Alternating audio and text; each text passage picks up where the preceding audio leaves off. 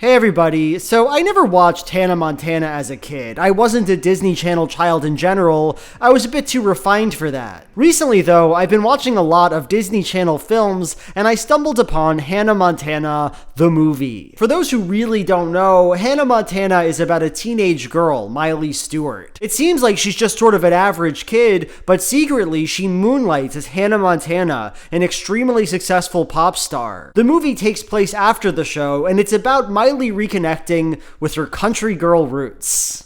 So this movie is deranged, I love it, and even without having knowledge of the show, it was just the sort of thing I felt like I had to talk about, and with that, let's get into it. Okay, to start off our analysis here, let me make a really general observation. Across all Disney Channel movies, the single most important theme is authenticity. From High School Musical to Camp Rock to Descendants, the movies are about kids who must learn to be themselves. Troy is an athlete, but he has to learn to accept his love of musical theater. Mitchie is poor and unique, and needs to learn to accept that reality and not pretend to be the person her evil friends want her to be. Mal is a villain, but she has to embrace the good part of herself. I think I want to be good.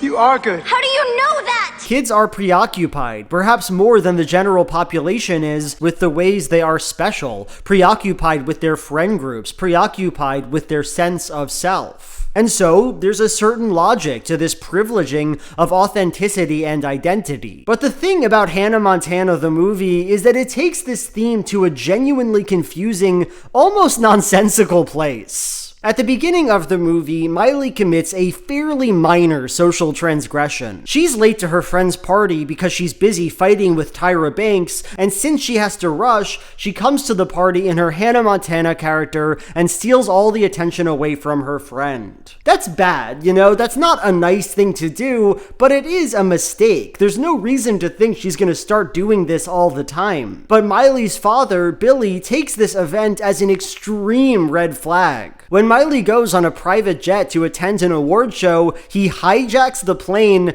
and takes her to the country to visit family. And while in the country, he suggests that he might forbid her from ever being Hannah Montana again. Miley, all you ever wanted to do was sing. Hannah let you do that and still have a normal life. That was the dream, remember? That's why we created her in the first place. To be honest, I just don't know what she's about anymore. What are you saying? Trying to say I think we might be done. So this is like some crazy cult behavior, right? His daughter is like 17. He doesn't get to just tell her that her entire life is forbidden because she acted like an asshole one time. At one point early on in the film, Miley starts crafting a scheme. She acts like she loves being a country girl and that she's learned her lesson so that her family will let her be Hannah Montana again. Ain't nothing better than farm fresh eggs for breakfast. Who in the Sam heck was that? And it's like, what do you people expect? You kidnapped a woman, dragged her to your house, and told her that if she didn't change her ways, she couldn't do her job anymore. That's your fault. You're to blame. Don't blame Miley. She's doing what anyone would do. I'm a celebrity of a kind, and if I was taken to a farm and told I couldn't be Big Joel anymore, I'd kill myself. But see, because this plot is framed around the concept of authenticity, we're directed as an audience to be in favor of Billy's actions. I want my life back, Dad.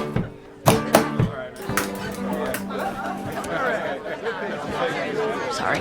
Miley's grown out of touch, she's not herself anymore, and now she can't even recognize her own horse. Girl don't even recognize her own horse.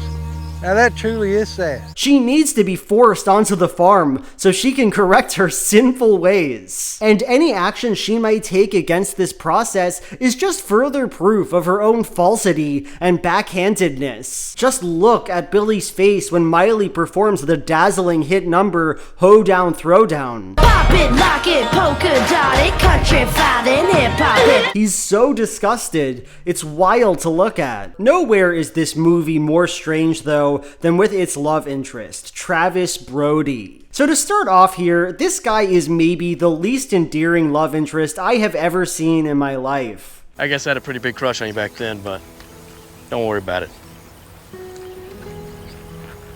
I'm over it. In every scene, he manages to come off as the biggest freak in the universe. The very first thing he does in the movie is nag Miley, act superior to her, and say she's not dressed appropriately. Well, considering what you're wearing, and the fact that you couldn't get back on your horse. She's wearing jeans, prick. What are you talking about? Later on in the film, when Miley starts disguising herself as Hannah Montana, he refuses to show her and her friend around. You know, it sure would be nice to have someone to show us around. Real smooth. What? Look, I really don't think I'm your guy. Like, damn, dude, have you considered maybe being kind of chill to people? Have you considered being nice? This guy's weird face disturbs me, and I hate him. The weirdest part of his plot, though, happens toward the end of the movie. So after a lengthy sequence I refuse to explain to you, Travis discovers Miley's secret identity, discovers that she's Hannah Montana, and he is devastated. He breaks up with her on the spot. I was honest with you. I told you how I felt. And I feel the same way. No, you don't. Because I would have never treated you like that. You know what, Miley, Hannah, whoever you are, we're done. Travis! So this interaction is once again meant to be understood through the lens of authenticity, right? Miley lied about her real identity. She acted against her essential character, and in doing so betrayed the weirdo she's supposed to love.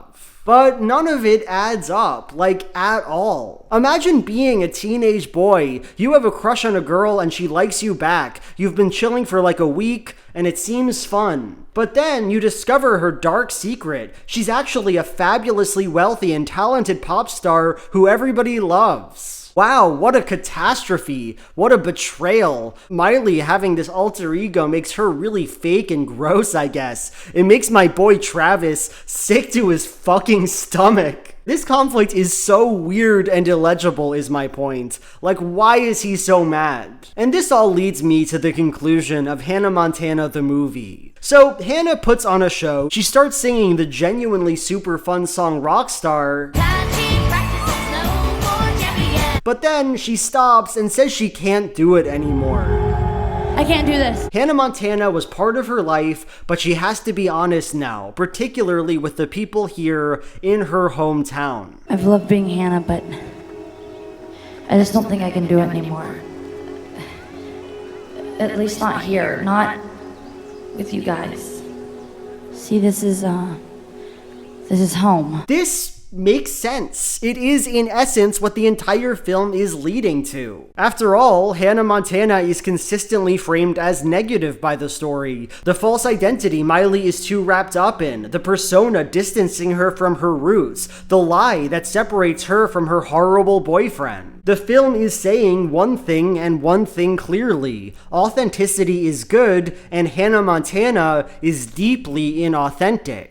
But here's the problem, and the thing that really gets to me, Hannah Montana is the whole point. She is, you may notice, the name of the fucking show. Like, I watched a few episodes for the sake of this video, and it seems like, just from a cursory investigation, we're supposed to like it when Miley pretends to be Hannah Montana. We're supposed to think it's fun. Why am I standing in your closet?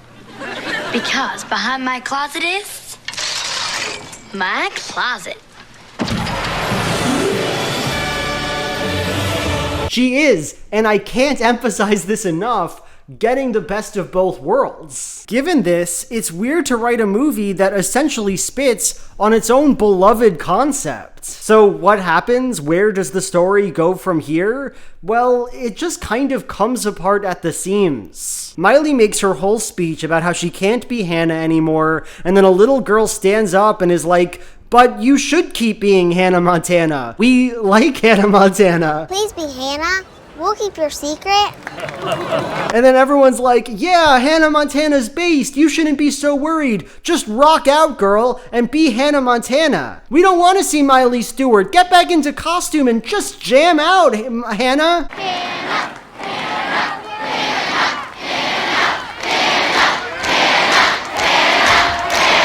It's frankly incredible, and that's all I have to say about it. It's a movie that is so pathologically obsessed with this concept of authenticity, that is so rooted in this strange, nonsensical pursuit of identity, that the only way it can actually end is by forgetting its own theme. It just has to be like, yeah, authenticity's dumb actually, do whatever you want, be fake, have fun. I love it. Anyway, there is one last thing I had to talk about in the Hannah Montana movie. Why is Miley so obsessed with her father having a girlfriend? I think they're gonna kiss. Yes! Go daddy, go daddy. Like, she's really into setting him up with this woman, and then when they break up, she absolutely freaks out. I just don't have any place in my life for a relationship right now. I mean, there's no room. Miley and me, we gotta sort through some things, and she needs me.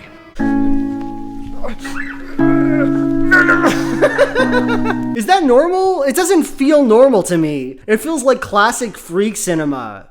And on that note, bye.